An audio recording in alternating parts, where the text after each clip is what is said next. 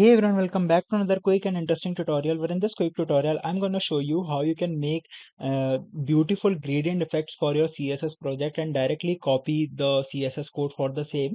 So in order to do it, just simply open any of the browser over your platform. You can use smartphones as well.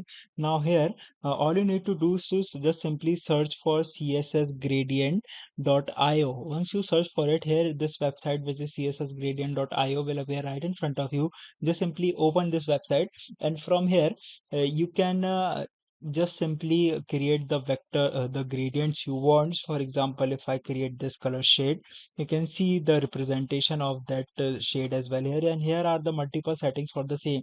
Now here they have the hex code for the color codes as well, and but below here you can find this background CSS code. Just simply hit copy to clipboard, and the VSS code for the same vector will be copied for your in your keyboard, and you can use it on your projects. All right, so that's it for this video. I hope this video will be very helpful for you. Make sure to hit the like button and subscribe button for more such informative and quick tutorials. See you in the next one. Take care.